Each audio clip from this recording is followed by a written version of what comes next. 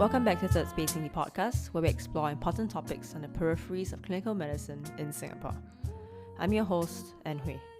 Today, we continue our interview with Dr. Lakshmi, a pediatrics infectious diseases physician at Boston's Children's Hospital, Associate Director of the Infectious Diseases Fellowship Program, as well as the pediatrics instructor at Harvard Medical School. She graduated from NUS Medicine in 2005. In our previous episode with her, she shared her beginnings in global health work, the opportunities for global health in Singapore, and how do we avoid the pitfalls of volunteerism. In this episode, she continues the discussion by elaborating on some of the ways in which clinicians are trained in Singapore and in the US. She suggests that ideas such as implicit bias training and provision of culturally competent care are very much relevant in Singapore's context. Lastly, she encourages us to explore topics such as law, sociology, and economics in order for doctors to have a diversified skill sets to tackle the multitude of other factors that affect patient health and therapeutic outcomes.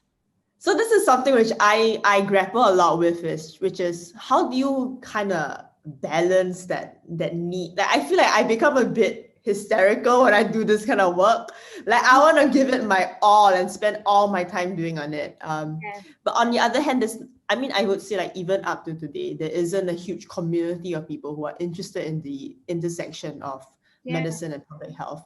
I think it's always understood in very simplistic ways, like, oh, no money, refer medical social worker. Correct. That kind of thing. And I think public health is still seen as rather separate from medicine. Like, doctors can afford to not know about policies, even if it affects the health of the patient. So I was wondering, like, as a medical student, did you ever have those questions, like grappling it, like, oh, you should just go study instead? Yeah, I definitely did. And I think this is where I think my American training has really offered me insights and perhaps a more formal system of thinking about these issues. So the two things that have really been impressed upon me through my training in a residency program here is that, firstly, as physicians, we are also advocates for our patients on an individual level, but also on a systems level, which really means that as a physician who's encountering patients from a variety of backgrounds, you really cannot be divorced from the policies that are being made by lawmakers and policymakers that actually influence their lives and consequently their health. Because ultimately you're at the other end of the spectrum where you are dealing with the consequences of some policies. Therefore, I personally feel that it is our responsibility, no matter which setting we're practicing in, to actually intersect with policies, because in doing so, you're actually advocating for your patients. And we are not just physicians, we're also advocates. So I think that has really been impressed upon me during residency training. And I saw many of my colleagues and mentors very actively involved in the process of advocacy. So to give you very specific examples, one of our current residents right now, actually she's just finished residency, Lucy Marceau. She's a pediatrician at Boston Medical Center who started a whole enterprise to help low-income patients file taxes while they're in the waiting rooms to be seen by their physicians and to help get tax credits. And you might think, what's so relevant about that to medicine? But it's an absolutely important initiative, because many of these families are low income. They do not have the literacy to be able to, for example, claim all the benefits that they could have. Many families suffer, experience food insecurity, they experience housing instability in our context, and really to have somebody guide them through something as basic as filing your taxes, being able to claim tax credits can in fact have a huge impact, right? So that's one example of advocacy. In our hospital, we actually have what's called the Children's Advocacy Network, where a group of individuals have a pulse on the policies that shape health.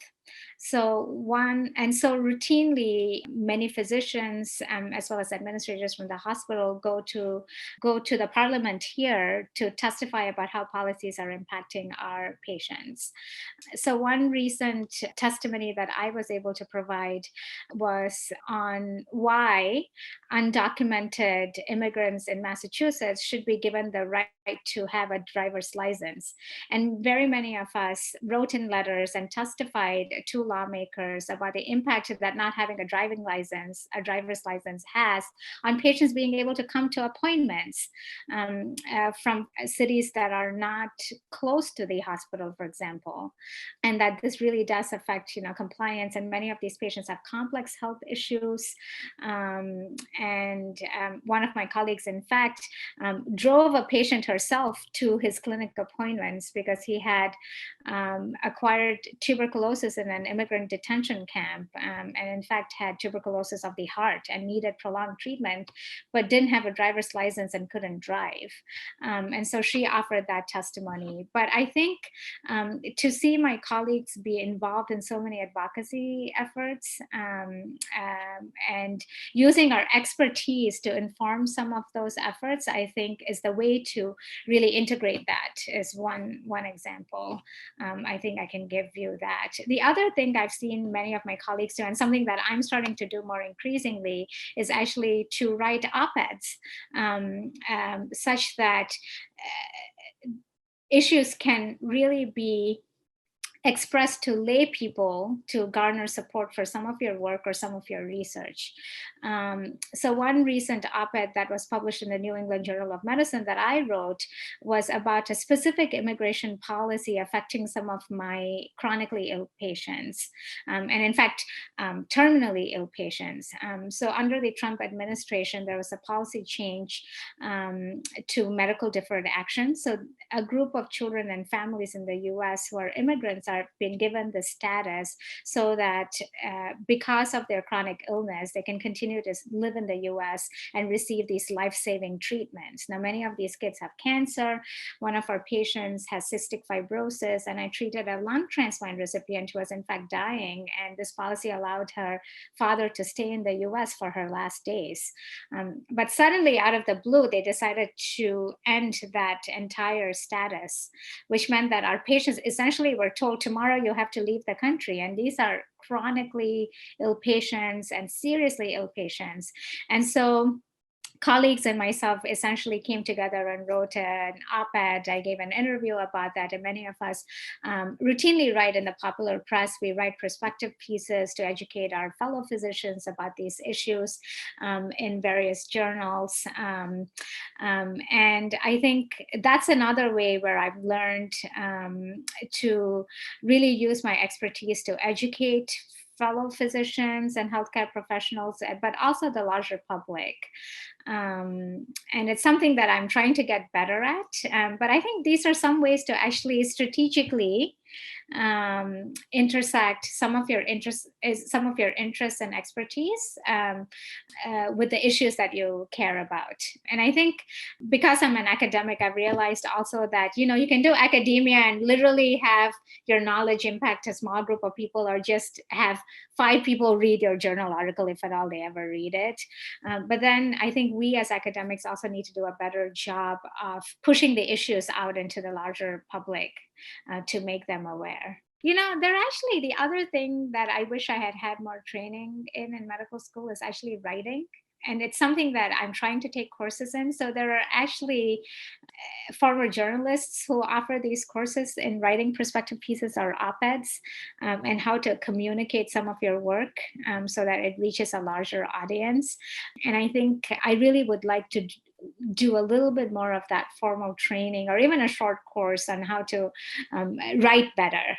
And I don't just mean, writing an article for a journal, whatever. That's, there's a format for that. And medical writing is different, but I want to be able to write more to communicate better. Yeah, I completely agree with you. that's why I really bemoan the lack of a broad education that I got. I wish I had the wisdom that I have right now. And in retrospect, I probably would have done an undergrad degree before I went into medical school, just for the breadth of education. So to give you a perfect example, my husband, who is American, essentially, grew up here, was born and raised in the US, and did college, medical school, and medical training here. And his undergraduate degree was in anthropology. Which he has continued to use in his research now. And so when I look at his writing and my writing, I can see a difference in the depth of our writing. And that really comes from, I think, the differences in the broad education that he received and I received. And some of those deep experiences, those additional years really helped him have that I feel like I never had. I just went directly to medical school and then to training. And so I feel like I'm playing catch up to some extent now. And I think there are all of these things that should be options in our medical education. Ultimately, it's a matter of exposure, right? For me, coming to the US and training here, I think the biggest benefit has been the exposure more than anything, and the diversity of training opportunities, and really the people that I trained with. I entered residency here when I was 28, and I was one of the youngest people in my residency program. Many were in their 30s, many had families, many had entirely different careers. One of my senior residents was a teacher for 10 years before she decided that she wanted to go into medical school. But as a result, she brought a lot of her education background to really doing research in medical education. One of my other residents was a literature major, and for her research actually did a lot of work on introducing poetry to chronically ill kids and what that impact was. She studied that in a more formal way. She worked in the sickle cell disease population. So it was really very interesting to really train with people who had already had advanced degrees or brought an entirely different perspective to things. The other thing that I recognized is really looking at people who were passionate about that one thing and just kept chipping at it. I think I found many people who were very comfortable in their skin here, people who were very assured about what their purpose was and what they were passionate about. And so there isn't that crazy competition. It really isn't about, oh, you got an A, I got a B. Oh my God, I need to do better than you. There wasn't that. Everybody was just very secure as individuals because everybody recognized that this is what I'm passionate about. There's a place for me in the world for me to do this. I'm going to go all out. I'm going to keep chipping away at it. And as a result, I really saw the work products as being very creative, but also really pushing the field. One of my good friends, who's currently a professor in adolescent medicine at Hopkins, Errol Fields, had done a lot of work in Black communities and Black men who have sex with men. Even prior to residency, he had an MPH and PhD, and he has really pushed that field. And he's one of the leaders now in the country when it comes to Black men who have sex with men and some of the health issues that concern them. So I think to even train with fellow residents who had these passions and just kept working at it, I think gave me a glimpse to ask myself, what is it that you care about? What can you do about that? How do you keep chipping away at that? I think I had always been that person in medical school, but I had fewer examples of that around me. I think coming to the US, I just had very many more examples of that. So I think it's really the exposure more than anything. Other than that, I would say, what training in Singapore really gave me was a very solid foundation for very many things. And for that, I would be very, very grateful eternally. I think I got very, very strong clinical training and a very strong foundation. But I think my breadth of training, or rather my world, has expanded by continuing to train in the US.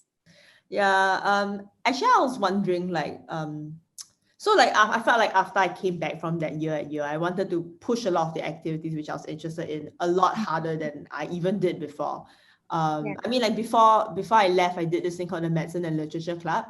But after I left, I started this podcast, and I wanted to do a lot more research into the things which I was seriously interested in, like ethnicity or gender. But I guess like something which I do hear quite a lot from not just my classmates, but also some professors is, oh, this is not the right approach in Singapore. So I was wondering, like, what are your thoughts if, like, in terms of bringing Yeah.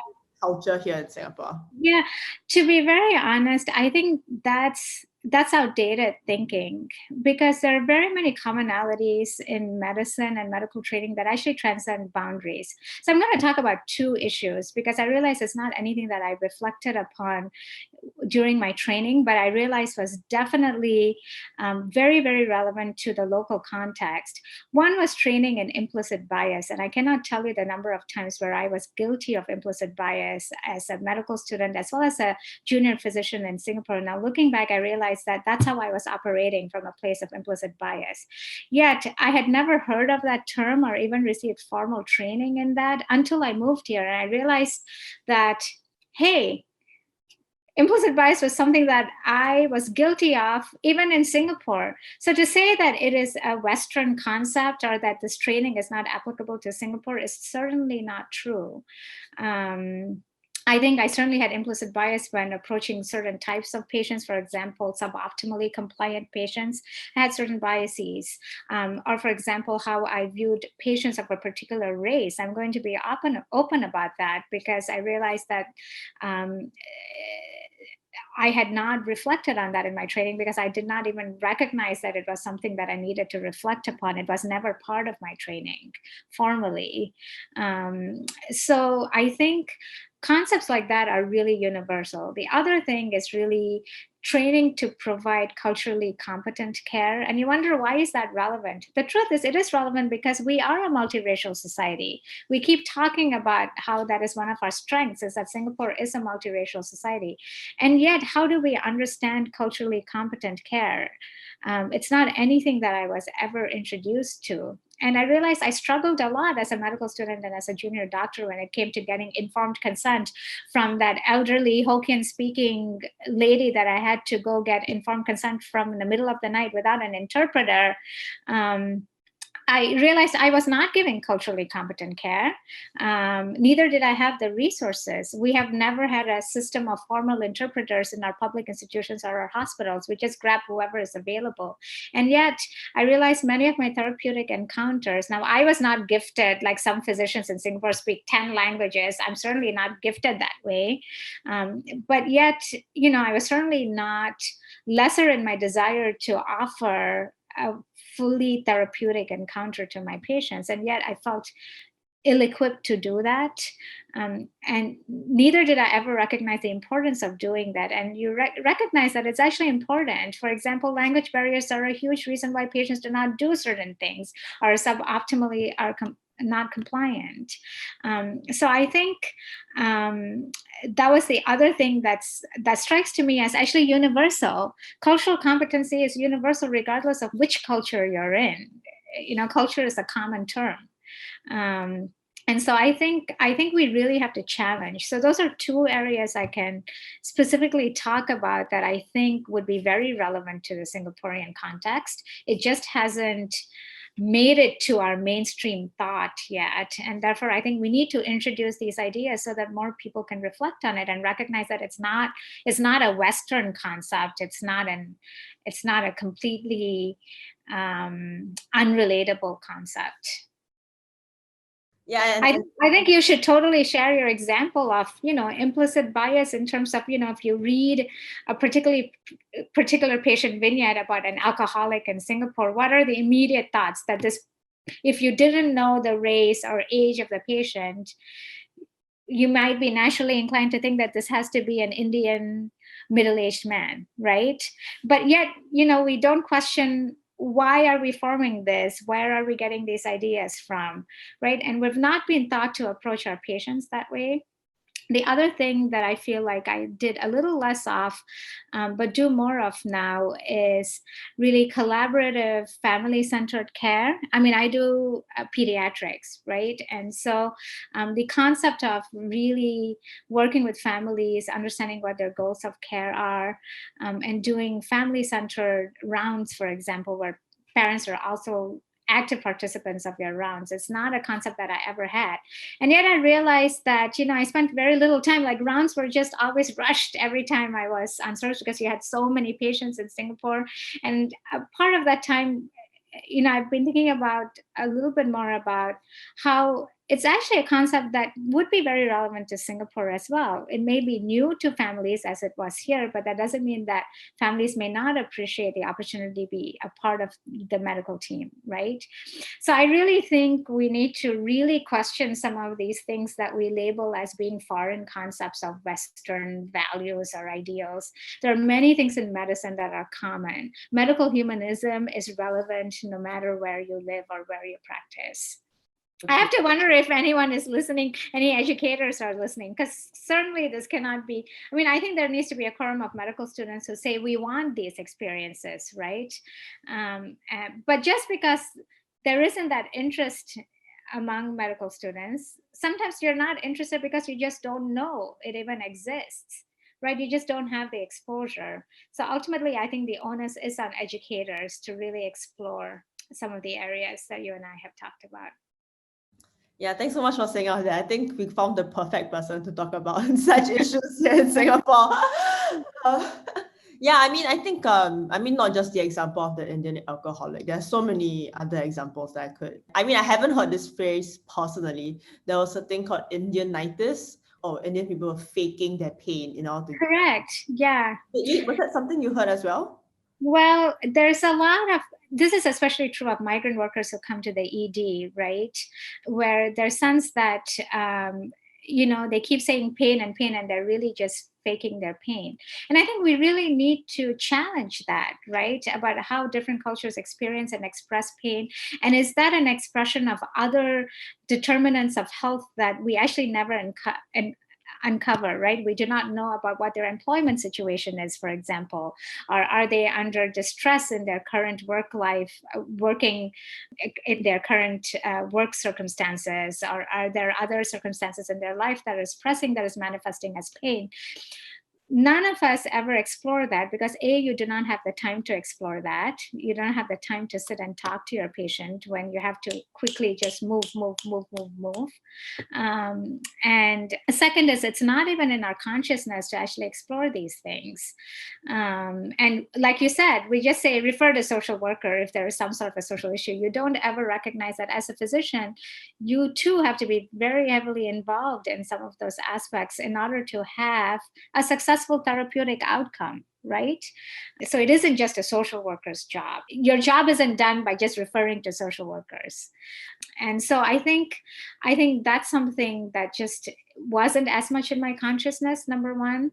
Number two is that really working in a multidisciplinary way was something that I think is also something that I learned to appreciate a little bit more here. I think we can be very much informed with the work of social scientists, and there's a lot of intersection, I think, between health and social sciences that increasingly, my husband, for example, I was telling you, is doing a lot of work in slums in Mumbai and is working with the sociologists to address some of those issues. So I think we in medicine should not shy away from doing interdisciplinary work and seeking the expertise of other colleagues to address some of these issues that matter to us, or you're seeing our issues that impact our patients. I think we need to approach it in very many different angles. And we do not have all of the expertise. I think we can certainly gain the expertise of economists, we can gain the expertise of sociologists, political scientists, really health policy experts to, I think, really address complex issues in a more holistic way. So I'm going to give you a perfect example where I hope some of my work, currently I work with injection drug users in India, but many of my lessons are pretty universal. And if you look at injection drug use pretty much all over the world, there are very many commonalities. But when you actually look at some of our laws in Singapore with regards to drug use, they're actually not in keeping with the science. It's the same with laws in Singapore and HIV. they aren't entirely in keeping with the advances that science has brought about in these fields. So I think a lot about that, both in our local context as well as, in the country that I work with in India, where I've done some work looking at criminalization, whether that's ultimately beneficial for health outcomes among injection drug users. But very many researchers actually work in this intersection of health law and policy.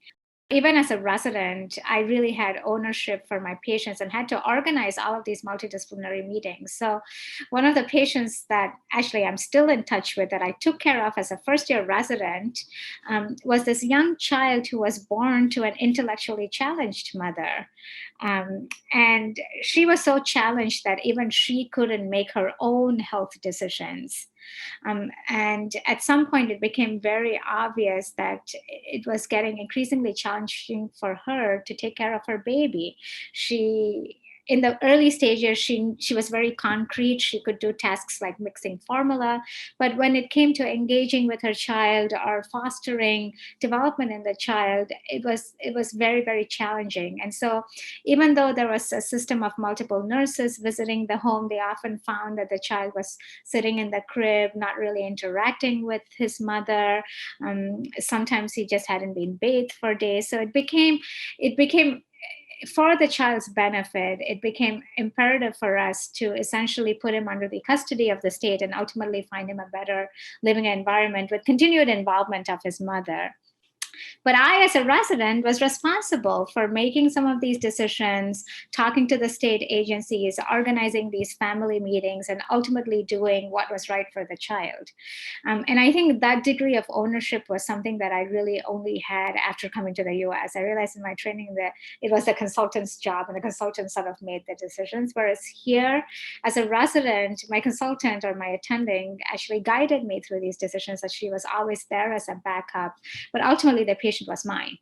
And I think that ownership really made me more invested in some of their social issues, and really addressing social determinants of health was as much my responsibility as a physician as it was the social worker's responsibility. I relied on the expertise of the social worker, but ultimately the patient was mine. So I think it was these frameworks of approaching patients that I think definitely changed. And it certainly is an approach that I think many of our physicians in Singapore do practice. So I do not want to negate that at all. But it's something that's not a conscious part of our training, or at least was not a part of my training. Things may have changed, like I said.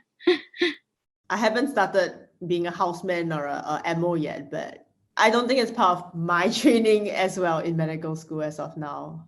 Actually, I was wondering, is there anything else that you would like to talk about that I haven't covered yet? I think one thing that I talked about is how, as physicians, we need to be. I think we need to recognize that we don't live in silos. We're part of society, and that we need to be contributing to policy discussions. And so I think one thing I would urge, medical students in whatever area that they pick, be it diabetes, even an area such as diabetes can have intersection with policies in Singapore, or cancer, or palliative care. There are very many areas where I think we as physicians can be involved in and influencing policy. And that's not something that any of us should shy away from.